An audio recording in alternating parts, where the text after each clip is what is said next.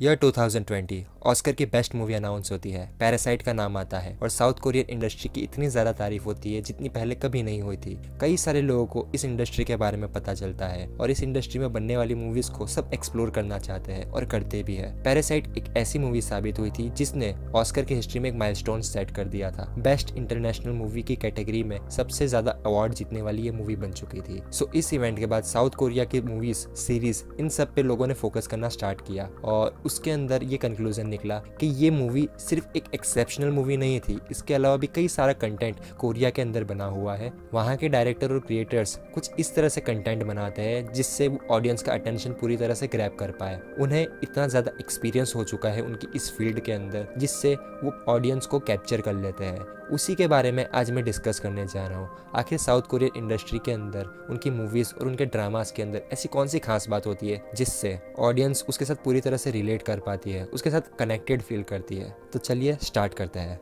Train to Busan 2016 में release हुई south Korean zombie movie, जो मैंने सबसे पहली साउथ कोरियन मूवी देखी थी जिसने मुझे इम्प्रेस किया था। उस मूवी के अंदर ज़ॉम्बी एपोकलिप्स के ऊपर फोकस किया गया है। ट्रेन में से कैसे सभी लोगों के अंदर वायरस फैलता है, कैसे वो पूरी सिटी को कैप्चर कर लेता है और कैसे एक इमरजेंसी की सिचुएशन क्रिएट हो जाती है पूरे कंट्री के अंदर। वही चीज़ हमें इस मूवी के अंदर दिखाई गई थी। ये फर्स्ट मूवी देखने के बाद मुझे ये एक एक्सेप्शनल मूवी लगी थी, पर फिर 2017 में रिलीज़ हुई मेल्टिंग हार्ट मैंने देखी। इस कोरियन ड्रामा को देखने के बाद कुछ चीज़ें मैंने ऑब्जर्व की। इनके सीरीज़ के अंदर ये सारे पैटर्न फॉलो होते हुए नज़र आते हैं। लाइक सबसे ज़्यादा लाइटनिंग का इस्तेमाल करते हैं, बहुत ही ब्राइट सीरीज़ रखते हैं, इन्फॉर्मेशन जितनी हो सके उतनी देने की कोशिश करते हैं। कहीं पर भी ऐसा फील नहीं करवाते कि ये चीज़ झूठी है। भले वो झूठ होगा, टेक्निकली पॉसिबल नहीं होगा, लॉजिकली वो चीज़ को अज्यूम करना मुश्किल है, फिर भी ये क्रिएटिव लिबर्टी इस तरह से लेते हैं जिससे हम ऑडियंस उस पर बिलीव करते हैं, उस झूठ पर भी। सो ऐसी ही कुछ कोरियन ड्रामास मैंने देखी जिसमें से मेरा जो भी एक्सपीरियंस रहा है, मैंने जो चीज़ें ऑब्जर्व की है, उसी को मैं इस वीडियो के थ्रू शेयर करना चाहता हूँ। सबसे पहले पॉइंट की हम बात करें तो जितने भी कोरियन ड्रामाज और मूवीज़ होती है उसके अंदर एक्सपीरियंस्ड कास्ट को लिया जाता है।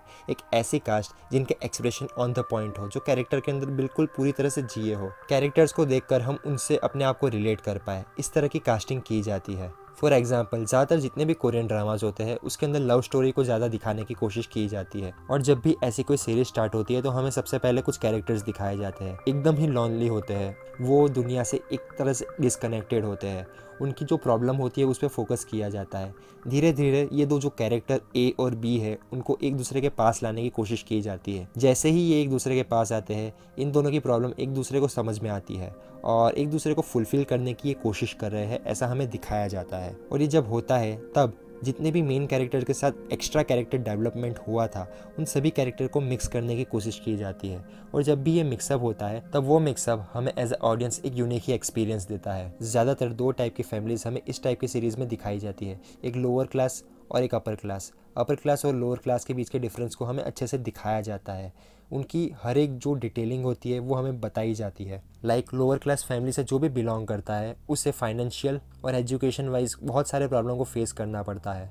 उन्हें कई सारे सेक्रीफाइस करने पड़ते हैं, अपने काम पे फोकस करना पड़ता है। और जो भी हायर क्लास फैमिली की प्रॉब्लम हमें दिखाई जाती है उसके अंदर वो कोई ना कोई बिजनेस रिलेटेड इश्यू में हो गए या फिर साइकोलॉजिकल इश्यूज उन्हें हो गए या फिर एक दूसरे से जलते हो गए और काइंड ऑफ मतलबी कैरेक्टर हमें दिखाए जाते हैं। इस चीज़ का बेस्ट एग्जांपल हमें दिखाया गया है स्क्विड गेम के अंदर। बहुत ही ज़्यादा पॉपुलर हुई थी 2021 के अंदर ये सीरीज़, जिसके अंदर लोअर क्लास फैमिली का हमें एग्जांपल दिखाया गया है। साउथ कोरिया के अंदर उन्हें सर्वाइव करने के लिए किन टाइप के प्रॉब्लम को फेस करना पड़ता है वो हमें दिखाया जाता है। वो गेम खेलने जाते हैं जहाँ पे लिटरली उनको अपने मौत के साथ सौदा करना होता है। शुरुआत में वो उस चीज़ से अनअवेयर होते हैं, इसीलिए उस गेम में से वो विड्रॉ कर देते हैं, वापस अपनी नॉर्मल लाइफ में आ जाते हैं। पर सेकेंड एपिसोड के अंदर उनकी जो नॉर्मल लाइफ हमें दिखाई गई है, कितनी ज़्यादा बुरी तरह से वो जी रहे होते हैं, उनके ज़िंदा होने का कोई मतलब ही नहीं है, ऐसा लिटरली हमें दिखाया जाता है। इसीलिए कई सारे लोग फैसला करते हैं कि वो वापस उसी मौत के खेल में जाएंगे, अपनी जान की बाजी लगाकर पैसा कमाएंगे। स्क्विड गेम एक एक्सेप्शनल सीरीज़ थी जो नेटफ्लिक्स के ऊपर रिलीज़ हुई थी। इसके अंदर कोरियन कल्चर के बारे में ज़्यादा कुछ हमें दिखाया नहीं गया, पर लोअर क्लास और अपर क्लास के बीच में क्या डिफरेंस होता है वो हमें क्लियरली यहाँ पर दिखाया जाता है। इसके अलावा हमें कोरियन कल्चर के बारे में दिखाया गया है। दो लोगों के बीच में चाहे कितनी भी बड़ी दुश्मनी क्यों ना हो, वो झुककर एक दूसरे को ग्रीटिंग्स देते हैं। यहाँ पे वो भेदभाव नहीं करते, यहाँ पे वो एक दूसरे को नीचा दिखाने की कोशिश नहीं करते। ये चीज़ एक अलग ही इफेक्ट हम ऑडियंस पर डालती है। कोरियन ड्रामा और मूवीज़ के अंदर जितने भी स्क्रीन प्ले होते हैं, जितने भी सीन्स हमें दिखाए जाते हैं, वो सारे ब्राइट कलर टोन में हमें दिखाए जाते हैं। लिटरली इतनी ज़्यादा लाइट का इस्तेमाल किया जाता है, कैरेक्टर का फेस शाइन करता है। जो भी बैकग्राउंड हमें ब्लर करके दिखाया जाता है वो भी बहुत ब्राइट लगता है, और जो भी सीन्स हमें आसपास के दिखाए जाते हैं लाइक पेड़ पौधे या फिर लोकेशंस, वो भी बहुत यूनिक वे से हमें दिखाई जाती है।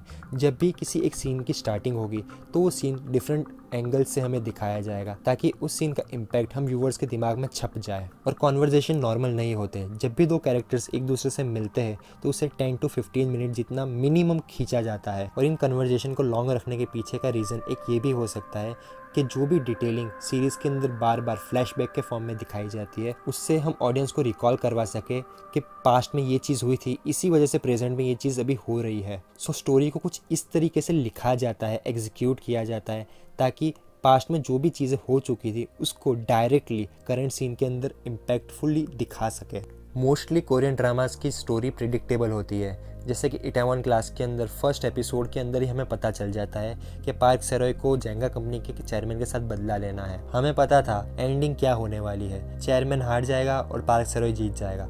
फिर भी हमें ये सीरीज़ को इस तरह से दिखाया जाता है, हमें देखने की इच्छा होती है कि पार्क सेरोय आखिर किस तरह से मेहनत करके जेंगा कंपनी के चेयरमैन को हराएगा। सेम चीज़ स्टार्टअप सीरीज़ के अंदर होती है। एक पॉइंट ऐसा आ जाता है सीरीज़ के अंदर जब हमें पता चल जाता है कि हान जे प्योंग और नाम दोसान के बीच में से कौन जीतेगा और उनका जो स्टार्टअप है उसका एंडिंग किस तरह से होगा। इस सीरीज़ के 9th एपिसोड तक हमें क्लियर हो जाता है पूरी तरह से। फिर भी हम सीरीज़ को कंटिन्यू करना चाहते हैं। 9th एपिसोड तक इतना पॉजिटिव इम्पैक्ट हमारे माइंड पे किया होता है, हम उस सीरीज़ को बीच में छोड़ना ही नहीं चाहते हैं, उसे कंप्लीट करना ही चाहते हैं। और ऊपर से फैमिली वैल्यूज़, फ्रेंडशिप, दो कैरेक्टर्स के बीच का कनेक्शन, लव स्टोरी वगैरह वगैरह ऐड कर हम व्यूवर्स का अटेंशन पूरी तरह से ग्रैब कर लेती है सीरीज़। पर कुछ सीरीज़ ऐसे भी होती है जिसके अंदर एंडिंग प्रेडिक्ट करना थोड़ा मुश्किल हो जाता है। For example extra ordinary you series, जिसके अंदर हमें एक यूनिक ही कॉमिक बुक की स्टोरी दिखाई गई है, जिसके अंदर कैरेक्टर अपने आप से अवेयर हो जाते हैं, उन्हें पता चल जाता है कि वो कॉमिक बुक के कैरेक्टर्स हैं। एक राइटर ने स्टोरी बुक लिखी है और उस बुक के हिसाब से ही कैरेक्टर जी रहे हैं। सीरीज़ के अंदर जैसे ही हम ग्रो होते हैं हमें पता चलता है कि डैनो नाम का कैरेक्टर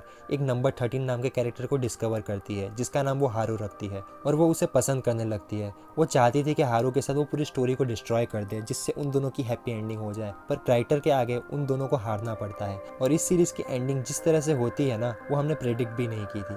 सो ऐसा नहीं है कि हर सीरीज़ हम प्रेडिक्ट कर सके, कुछ ऐसी सीरीज़ भी होती है जिसे हम प्रेडिक्ट ना कर पाए। और एक सीरीज़ का मैं एग्जांपल यहाँ पे देना चाहता हूँ, crash landing on you. South Korea से एक लड़की नॉर्थ कोरिया में क्रैश लैंड हो जाती है।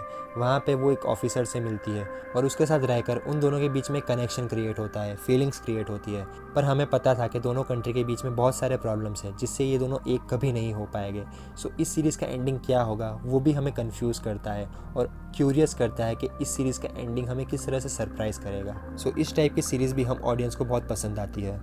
अगले पॉइंट की मैं बात करूँ तो सीरीज़ के अंदर जो भी बैकग्राउंड म्यूज़िक को इस्तेमाल किया जाता है वो बहुत ही इम्प्रेसिव होता है। वो background music on the point हमें सुनाई देता है। जब भी कोई सीन स्टार्ट होता है तो एकदम लो टोन में हमें वो सुनाई देता है, और जैसे ही कोई इम्पैक्टफुल सीन आने वाला होता है उस सीन को अगर हम बैकग्राउंड म्यूज़िक के बिना सुनते तो हमें इतना इफेक्टिव ना लगता। पर ऐसा कोई इम्प्रेसिव सॉन्ग स्टार्ट कर दिया जाता है जिससे हम उस सीन के अंदर पूरी तरह से खो जाए। लाइक गॉब्लिन सीरीज़ का हम एग्जाम्पल यहाँ पे ले सकते हैं। सीरीज़ का जब स्टार्टिंग होता है तब इंट्रो हमें दिखाया जाता है। इंट्रो के अंदर जो म्यूजिक को ऐड किया गया है उस म्यूजिक को सीरीज के अंदर कई सारे मोमेंट पे हमें दिखाया जाता है, और वो जब बैकग्राउंड म्यूजिक स्टार्ट होता है और जो सीन हमें दिखाया जाता है स्क्रीन के ऊपर उसे हम इतने अच्छे से रिलेट कर पाते हैं, वो सीन्स हमारे दिमाग में लिटरली छप जाते हैं। और उन्हें देखने के बाद हमें ऐसा फील होता है कि ये सीरीज हमें कुछ अलग ही दिखा रही है जो हमने कभी देखा ही नहीं था। हमें अंदर से एक्साइटेड करती है, हमारे हैप्पीनेस के ऐसे एक पॉइंट को टच करती है जिससे हमें बहुत खुशी महसूस होती है। और गॉब्लिन सीरीज का जो इंट्रो म्यूजिक था उसे सुनकर तो लिटरली गूज़बम्स आने लगते हैं।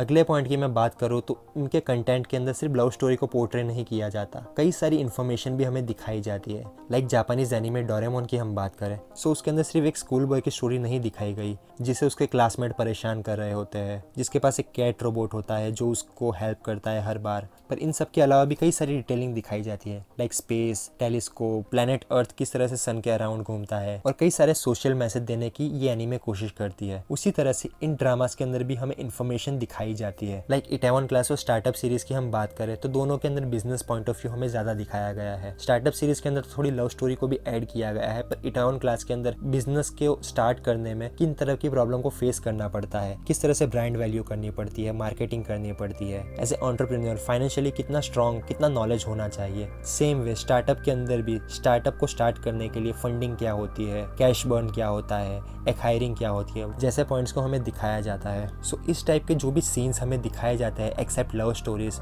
इंफॉर्मेशन रिलेटेड, वो हम ऑडियंस को पसंद आते हैं। हमें एक अलग ही ट्रीटमेंट मिल रही हो वो हमें ऐसा फील करवाते हैं। स्टार्टअप सीरीज के अंदर कभी भी हार नहीं माननी चाहिए और क्रिटिसिज्म को कैसे पॉजिटिवली एक्सेप्ट करना चाहिए अपनी ग्रोथ के लिए, वो दिखाया जाता है। और स्कूल 2017 इस सीरीज के अंदर स्टूडेंट्स के बीच में क्या प्रॉब्लम्स होती है, क्लास सिस्टम की वजह से स्टूडेंट्स के अंदर कैसे भेदभाव क्रिएट हो जाते हैं, लोअर क्लास वाले बच्चे जिनके पास फाइनेंशियली इतना सपोर्ट नहीं होता वो कैसे प्रॉब्लम को फेस करते हैं, उनके एजुकेशन सिस्टम के बारे में हमें बताया जाता है। स्टूडेंट किस तरह से मेहनत करते हैं यूनिवर्सिटी की एग्जाम की प्रिपरेशन के लिए, और उनके कल्चर में ये दिखाया जाता है कि उनका सिलेक्शन अगर यूनिवर्सिटी में नहीं हुआ तो काइंड ऑफ फेल हो जाएंगे, उनका करियर खत्म हो जाएगा, और एक बार उनका सिलेक्शन हो गया तो वो जिंदगी में कामयाब हो जाएंगे। इस तरह के भेदभाव भी हमें दिखाए जाते हैं। सो जो भी डार्क रियलिटी उनके एजुकेशन सिस्टम की है वो भी हमें स्कूल 2017 इस सीरीज के थ्रू दिखाई जाती है। सो बेसिकली कोरियन ड्रामास के अंदर जितने भी सीन्स होते हैं उन सीन्स के अंदर ह्यूमर और सैडनेस दोनों का मिक्सचर हमें देखने मिलता है। सो लाइफ के अंदर जो भी उतार और चढ़ाव होते हैं उसे भी बहुत ब्यूटीफुली इन सीरीज में हमें दिखाया जाता है। सो ओवरऑल हमें इस सीरीज को एनालाइज करना हो तो इस सीरीज के अंदर information, love story, humour, character development, family values, culture वगैरह को ऐड कर हमें दिखाया जाता है जिससे हम इससे पूरी तरह से रिलेट कर पाए। सो बेसिकली मेरे यही पॉइंट्स थे, मेरे यही ऑब्जर्वेशन थे कोरियन कंटेंट के बारे में। वो इतने ज़्यादा पॉपुलर और एडिक्टिव क्यों होते हैं। उनके क्रिएटर्स को एक फार्मूला मिल चुका है जिसकी मदद से वो ऐसे कंटेंट क्रिएट करते हैं जिससे वो ऑडियंस के साथ ज़्यादा से ज़्यादा रिलेट कर पाए। और ये चीज़ सिर्फ उनकी कंट्री के अंदर नहीं पर आउटसाइड द वर्ल्ड सभी लोग इस चीज़ को फील कर पाते हैं। इसीलिए ग्लोबल मार्केट में कोरियन कंटेंट को ज़्यादा वैल्यू मिलती है। और नेटफ्लिक्स के अंदर जो भी कोरियन ड्रामाज है उनकी रेटिंग्स हमेशा हाई देखने मिलेगी क्योंकि वो कंटेंट बहुत ही ज़्यादा रिलेटेबल लगता है ऑडियंस को। इन सारे कंटेंट को बनाने से पहले हमें ऐसा फील होता है कि ये लोग बहुत ही ज़्यादा रिसर्च करते होंगे और उस रिसर्च किए हुए कंटेंट को बड़े ही अच्छे से रिप्रेजेंट भी करते हैं। अगर आपने वीडियो यहाँ तक देखा है so thank you for watching this.